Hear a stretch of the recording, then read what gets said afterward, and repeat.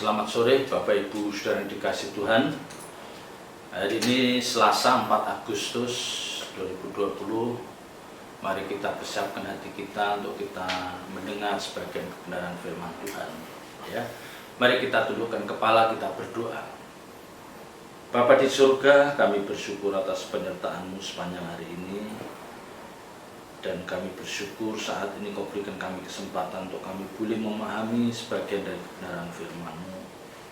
Urapi hamba-Mu, urapi firman-Mu, taruh perkataan-Mu dalam mulut lidah bibir hamba-Mu, biar apa yang kami sampaikan ini akan menjadi berkat kekal bagi setiap saudara-saudara kami yang mendengarkannya. Terpuji nama-Mu kal selama-lamanya, dalam nama Tuhan Yesus Kristus kami berdoa dan ucap syukur. Haleluya. Amin. Bapak Ibu Saudara dikasih Tuhan, pada sore malam hari ini kita akan belajar ya tentang sosok yang memiliki nurani yang bersih. Ya, itulah Yusuf. Bapak Ibu Saudara tahu cerita sosok ini, dia seorang yang cukup atau sangat luar biasa. Ya, maka kalau Alkitab katakan bahwa Tuhan menyertai dia, itu memang tidak salah. Karena ternyata dia bisa membuktikan lewat perjalanan hidupnya. Dia dicobain dari satu pencobaan masuk dalam pencobaan, ya, ibarat itu perangkap yang dipasang iblis atau jerat yang dipasang iblis, tetapi ternyata dia tidak jatuh. Perlakuan orang-orang di sekitarnya tidak membuat reputasinya turun atau reputasinya hancur, tapi justru di situ dia bisa membuktikan bahwa Allah tidak salah kalau mengatakan aku senantiasa menyertai Yusuf. Ya, pada malam hari ini kita akan belajar bagaimana sosok Yusuf ini memiliki nurani yang bersih, yang tidak atau sulit untuk dimiliki kebanyakan orang percaya. Kita mau belajar seperti Yusuf ini, karena hal ini sangat penting.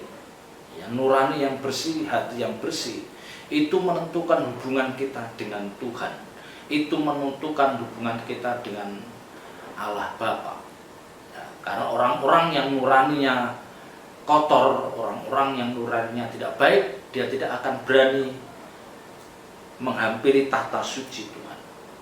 Ya, kalau kita lihat di dalam Kejadian pasal 50 dikatakan, ya, ketika saudara Yusuf melihat bahwa ayah mereka telah mati, berkatalah mereka, boleh jadi Yusuf akan mendendam kita dan membalaskan sepenuhnya kepada kita segala kejahatan yang telah kita lakukan kepadanya. Ya, jadi ketika Yakub mati, ya, Yakub ini ayah dari 12 orang ini. Tentu seorang ayah adalah sosok yang mempersatukan, ya, mempersatukan anak-anaknya. Pada umumnya ketika orang tua itu masih hidup, masih ada, anak itu akan bisa rukun. Ya, kalau Yakub misalnya anaknya 12, itu 12-nya bisa rukun. Ya, tidak ada perselisihan yang tajam. Karena sebagai sosok seorang ayah, Yakub bisa mempersatukan mereka. Nah, seringkali ketika ayah ini, orang tua ini nggak ada, ya, ayah atau ibu itu nggak ada, maka keseimbangan di dalam rumah tangga itu seringkali agak guncang. Ya, kebersamaan yang dulu bisa diwujudkan dengan begitu indah, seringkali mulai bergeser. Ya. Masih untung kalau misalnya ayah nggak ada, tapi ada ibu, masih bisa. Ibu juga sebagai jembatan untuk mempersatukan anak-anaknya, anak, menantu, dan cucu. Tetapi yang menjadi ketakutan banyak orang, kalau mereka lahir dari keluarga besar, ketika ayahnya tidak ada, ibunya tidak ada, nah ini mulai ada satu kekhawatiran.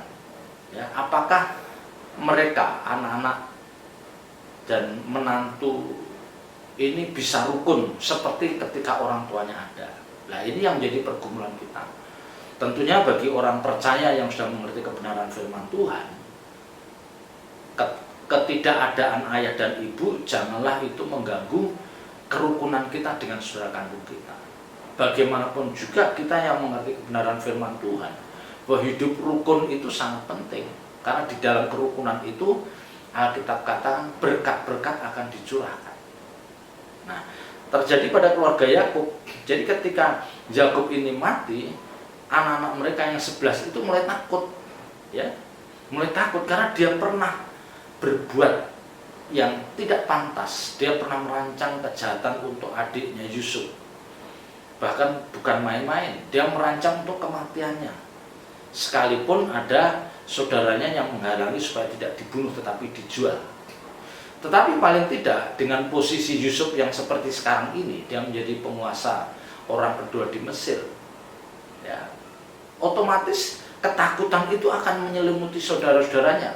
Maka di dalam benak saudara-saudaranya ini ada ketakutan, jangan-jangan dia akan membalas dendam atas perbuatan yang kita lakukan dulu. Ya, ini wajar. Ini seringkali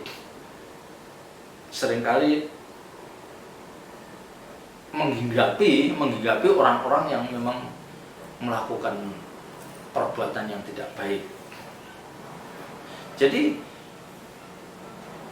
anak-anak Yakub ini, kecuali Yusuf, ya, 11 anak Yakub ini dihinggapi rasa takut. Pikirannya dibawa ke masa lampau, ya, saat dimana dia merancang kejahatan terhadap Yusuf. Maka dia katakan, boleh jadi Yusuf akan mendendam kita dan membalaskan sepenuhnya kepada kita segala kejahatan yang telah kita lakukan. Nah, ini bentuk kekhawatiran. Dan kekhawatiran seperti ini juga bisa menghinggapi orang-orang percaya yang dia seringkali berbuat dengan ceroboh. Ya, jadi dia melakukan tindakan, dia merancang kejahatan, tetapi setelahnya dia menyesal.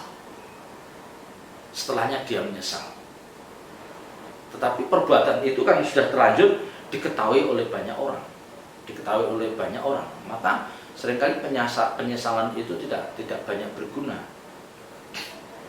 Jadi orang-orang yang tidak baik, orang-orang yang memiliki pikiran yang tidak baik selalu dipenuhi oleh kecemasan karena perbuatan masa lalunya. Nah, ini pelajaran bagi kita. Janganlah kita berbuat ceroboh. Jangan kita berbuat ceroboh sehingga tindakan kita itu bisa menciderai, bisa melukai orang lain, dan akhirnya ketika orang lain itu tahu atau ada orang lain yang mengetahui rencana atau perbuatan kita menjadi cemas, kita menjadi orang yang tidak tenang. Lah, orang-orang seperti ini nggak sehat rohaninya, nggak sehat. Ya, ada ketakutan di dalam dirinya, dan ini bisa menguasai dirinya dari hari ke hari. Padahal kita diajarkan, Alkitab ajarkan di dalam Filipi 4 ayat 8, ya, semua yang benar, semua yang mulia, semua yang adil, semua yang suci, semua yang manis, semua yang sedap didengar dan yang disebut kebajikan dan patut dipuji, pikirkanlah semuanya itu. Ya, dan mestinya ini yang ada di dalam pikiran kita. Mestinya ini yang ada di dalam pikiran Bapak Ibu Saudara dan saya. Maka saya tidak bosen-bosen, ya, selalu mengatakan jangan merancang kejahatan. Sepandai-pandainya kita menyembunyikan, akhirnya akan ketahuan dan kita bisa dipermalukan. Ya. Bukan saja dipermalukan, tetapi kita seperti orang-orang yang tertuduh.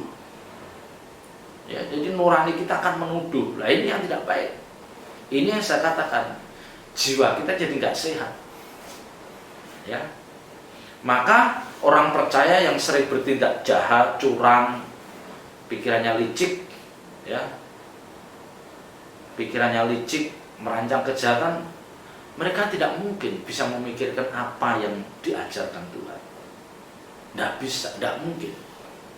Pesan-pesan yang disampaikan Tuhan lewat firman di mimbar, ya, itu sulit untuk masuk di dalam bencana hatinya, karena mereka terbiasa melakukan kejahatan yang akhirnya pikirannya akan dihinggapi oleh kecemasan. Nah, ini yang menolak, ya, kebenaran ini tidak bisa tinggal dalam hati mereka. Yakub ini memang orang tua yang bijaksana, ya. Yakub ini orang tua yang bijaksana dan dia tahu kesalahan yang dilakukan oleh anak-anaknya terhadap Yusuf. Maka sebelum mati dia berpesan supaya menyampaikan kepada Yusuf. Ya, coba kalau kita lihat ayat 16-17. Sebab itu mereka menyuruh menyampaikan pesan ini kepada Yusuf. Ya, mereka itu ke-11 anaknya itu suruhan orang untuk menyampaikan pesan kepada Yusuf. Sebelum ayahmu mati, ia telah berpesan. Nah, ya, jadi supaya Yusuf tahu pesan ayahnya. Beginilah harus kamu katakan kepada Yusuf, ampunilah kiranya kesalahan saudara-saudaramu dan dosa mereka, sebab mereka telah berbuat jahat kepadamu. Maka sekarang ampunilah kiranya kesalahan yang dibuat hamba-hamba Allah ayahmu. Lalu menangislah Yusuf ketika orang berkata demikian. Jadi ketika suruhan dari saudara-saudaranya itu ketemu Yusuf mengatakan hal itu, menangis Yusuf. Menangis Yusuf. Kita heran, kenapa kok menangis? Kenapa Yusuf itu menangis? Ya, ini sungguh mengharukan. Ya, jadi Yusuf merasa bahwa saudara-saudaranya itu masih meragukan ketulusannya. Ya, saudara-saudaranya itu masih meragukan bahwa hati Yusuf itu tidak mendendam seperti itu. Bahkan Yusuf ingin terus mengasihi mereka. Nah, ini yang membuat Yusuf sedih. Mereka mengirim utusan untuk mengatakan hal demikian. Ini mengharukan. Ya. Jadi sungguh Yusuf sedih. Kenapa sedihnya? Sementara Yusuf sudah menghilangkan sakit hatinya itu, dia tidak ada dendam kepada saudara-saudaranya, tetapi di satu pihak saudara-saudaranya masih menilai bahwa Yusuf akan membalas dendamnya itu. Nah, ini yang Yusuf menjadi agak sedih. Ya, ini memprihatinkan. Ya, ini memprihatinkan. Ya, sementara Yusuf sudah benar-benar melupakan dan dia akan terus berbuat baik atau mengasihi mereka, tapi kenapa saudara saya ini kok masih punya pikiran jahat terhadap saya? Nah, ini yang Yusuf kurang berkenan. Ya, apa masih kurang saya menunjukkan kasih saya terhadap mereka, terhadap saudara-saudaranya? Nah, ini yang Yusuf sedih. Ya, maka seringkali ya, jangan sampai hati kita itu menuduh kita. Ya, jangan sampai hati kita itu menuduh kita, ada perasaan bersalah yang menghantui kita. Nah, seperti dalam diri saudara Yusuf ini. Ya, saudara Yusuf ini kan di dalam hatinya kan mereka seperti orang tertuduh. Jadi perasaan bersalah itu menghantui mereka. Padahal Alkitab katakan, ya, jikalau hati kita tidak menuduh kita, maka kita mempunyai keberanian percaya untuk mendekati Allah. Ya, kita lihat di dalam 1 Yohanes pasal 3. 1 Yohanes 3 ayat 21. Saudara-saudaraku yang kekasih, jikalau hati kita tidak menuduh kita, ya, jadi nurani kita tidak menuduh kita, maka kita mempunyai keberanian percaya untuk mendekati Allah. Jadi maksudnya begini, setiap kita memiliki nurani, dan nurani orang itu tidak bisa bohong. Tidak bisa bohong, nurani orang nggak bisa, kecuali memang nuraninya sudah rusak, sangat rusak. Ya. Jadi ketika orang itu melakukan kesalahan, nuraninya protes. Kamu salah, kamu nggak baik, kamu licik. Nah, nurani yang ditaruh Allah di dalam diri seseorang itu seperti hakim atas diri kita. Jadi nurani itu menuduh kita, kamu salah, kamu licik.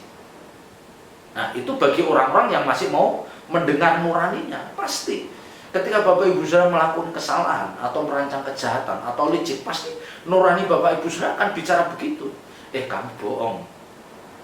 Jadi apa yang kita ucapkan tidak seperti fakta yang sesungguhnya. Berarti kan kita bohong. Nurani kita akan nuduh, kamu bohong. Kamu bohong. Ya.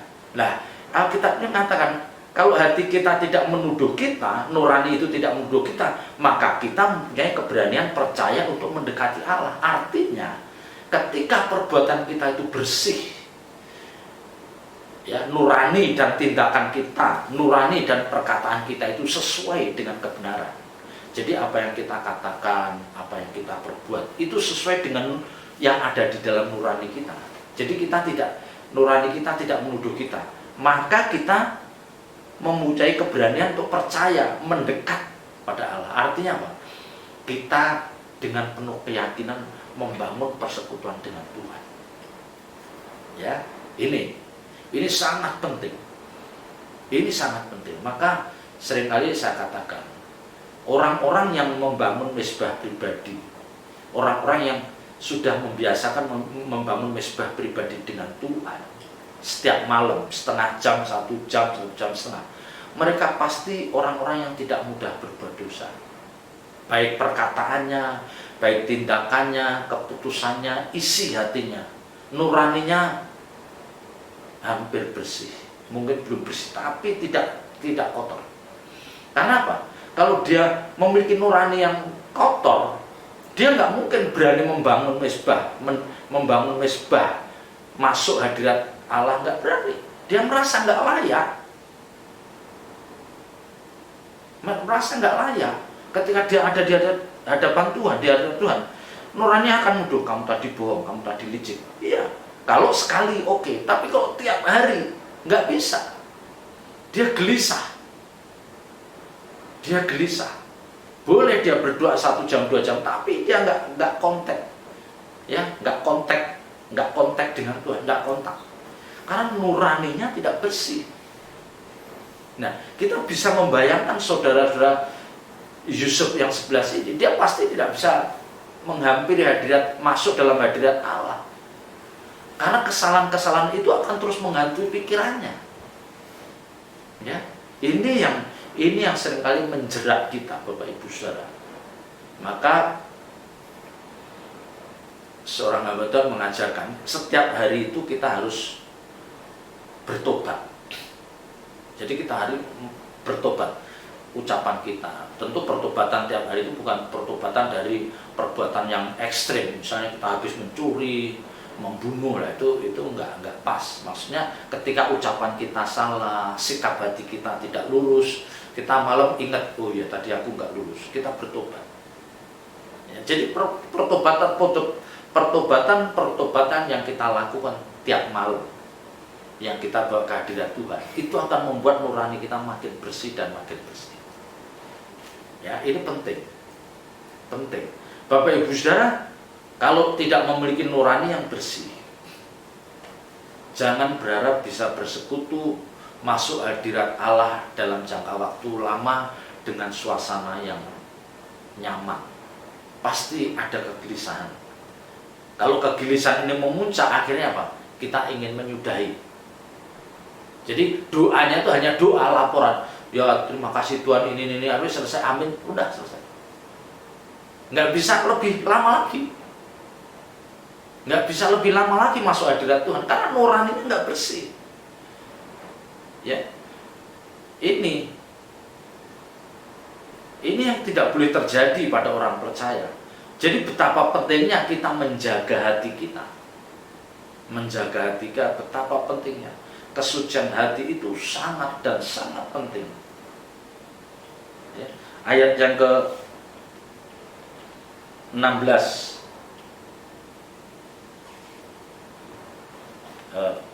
ayat yang ke-18, juga saudaranya datang sendiri dan sujud di depannya serta berkata, kami datang untuk menjadi budak.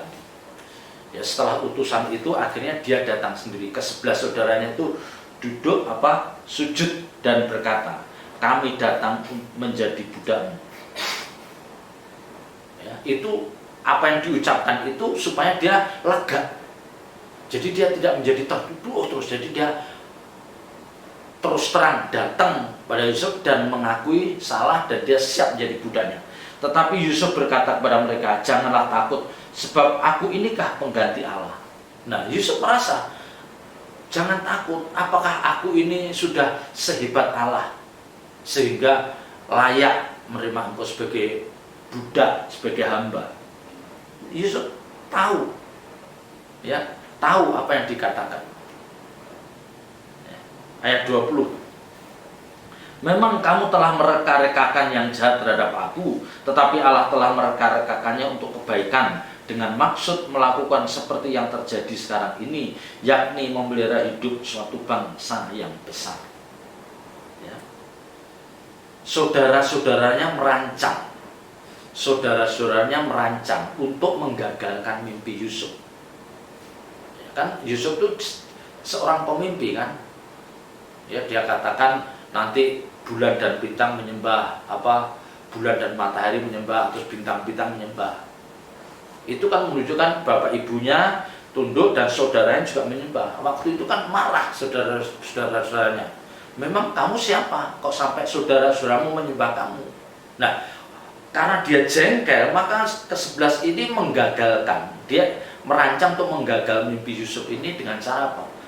Membunuh. Tetapi akhirnya dia menyingkirkan dengan cara menjual Yusuf kepada saudagar, ya, Mesir ini. Tetapi Allah tetap bisa mewujudkan mimpi-mimpi itu. Hebat. Ya. Jadi seringkali Allah itu membuat suatu kebaikan. Allah itu membuat suatu kebaikan dari suatu tindakan yang jahat yang dilakukan oleh seseorang. Ya. Jadi tindakan jahat seseorang itu dipakai oleh Tuhan untuk menunjukkan kebaikan, ya, membuat suatu kebaikan untuk menggenapi rencananya. Kan luar biasa. Ya. Ini yang saya sulit memahami. Kadang-kadang kok bisa ya? Udah, ini masalahnya gini Bapak Ibu Saudara. Kalau kita sampai saudara kan kita paling dilukai, ya, dirasani, difitnah, ya, paling gitu, dirugikan secara keuangan. Ya oke, kita sakit hati, marah. Tetapi tidak seperti Yusuf. Yusuf tuh saudaranya merancang untuk kematiannya, dan benar-benar nyata itu, ya, sekalipun akhirnya digagalkan. Nah, Yusuf tahu rancangan itu, tetapi dia bisa mengucapkan, memang kamu mereka-reka yang jahat, tetapi Allah mereka-reka yang baik. Luar biasa. Bagaimana kalau misalnya Bapak Ibu Saudara dikhianati teman di kantor, atau teman kerja, atau teman di lingkungan, atau saudara. Nyata, jelas-jelas saudara dikhianati, dirugikan. Saudara tahu itu. Bisakah saudara mengatakan, memang kamu merancang yang jahat, tetapi Allah merancang untuk kebaikan? Bisa nggak? Nggak bisa, sulit. Paling yang ada kita akan dendam. Ya, kita nggak mau lihat muka dia, kita nggak mau berhubungan dengan dia. Itu paling yang ada. Jadi ketika saya membaca ayat 20 ini, saya seperti tersayat hati saya. Bisa ada orang seperti ini. Ini bukan dirugikan masalah uang yang 1 juta, 2 juta, 1 miliar, 2 miliar. Orang yang mengancam jiwanya, kematiannya. Tapi dia bisa mengucapkan kata-kata seperti itu. Nah, dari apa yang terucap dari mulut Yusuf itu kita bisa lihat betapa bersihnya nurani Yusuf, betapa mulianya nurani anak ini, sosok ini. Ya, maka di depan saya katakan, tidak mungkin Allah salah. Ya kan, di depan Allah selalu menyertai Yusuf. Allah selalu menyertai Yusuf. Apa saja yang dikerjakan Yusuf berhasil. Kan kita tidak tahu kenapa Allah menyertai. Ya, tetapi dari 2 hal yang saya sampaikan, dia ternyata bisa membunuh 2 nafsu. 1 nafsu berzina ketika dia digoda istri Potifar, tapi dia berhasil lolos. Sekalipun berhari-hari dia dirayu untuk diajak tidur, Yusuf lolos.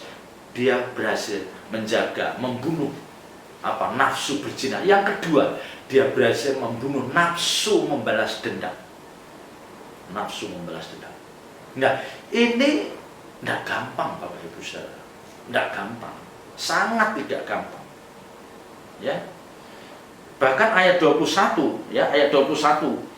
Jadi janganlah takut, aku akan menanggung makanmu dan makan anak-anakmu juga. Demikianlah ia menghiburkan mereka dan menenangkan hati mereka dengan perkataannya. Jadi Yusuf meyakinkan mereka, saudara-saudaranya, bahwa aku akan terus berbuat baik. Jangan khawatir, aku akan terus berbuat baik. Aku akan terus memikirkan nasibmu dan nasib keturunanmu. Ya. Betapa agungnya nurani Yusuf. Perkataan yang meneduhkan, perkataan yang sangat meneduhkan. Bapak Ibu Saudara, saya sendiri ketika mempersiapkan hal ini saya diberkati, sangat diberkati. Bagaimana saya akan berjuang memiliki nurani yang sebersih Yusuf. Apa yang keluar dari mulutnya, itu pasti dari hati yang bersih. Hati yang bersih. Ya, tentu saya dan Bapak Ibu Saudara harus berjuang bagaimana kita bisa mewujudkan bersihnya hati kita ini seperti yang ada di dalam hati Yusuf. Perkataan kita harus bisa meneduhkan, perkataan kita harus membangun, ya, membalas dendam, jauhkan dari kami. Ya. Jadi orang-orang yang kita kasih, dan kita ampuni, itu tidak cukup kita perlakukan dengan baik. Tidak cukup kita perlakukan dengan baik, tetapi mereka harus kita tenangkan dengan perkataan kita. Perkataan kita itu yang menenangkan, dan itu harus kita ulang-ulang. Supaya dia yakin bahwa kita benar-benar tidak menyimpan dendam, dan kita meyakinkan bahwa aku masih terus dan akan terus mengasihi engkau. Ya, mari ini kita terapkan di dalam hidup kita. Jangan ada dendam, jangan ada benci. Perkatakan yang meneduhkan, ampuni siapapun yang melukai Bapak Ibu Saudara. Puji Tuhan, Tuhan memberkati. Mari kita berdoa. Kami bersyukur atas berkat firman-Mu, meteraikan firman-Mu dalam hati kami, dan ajar kami melakukannya dengan penuh ketaatan dan kesetiaan. Dalam nama Tuhan Yesus kami berdoa dan mengucap syukur. Haleluya. Amin.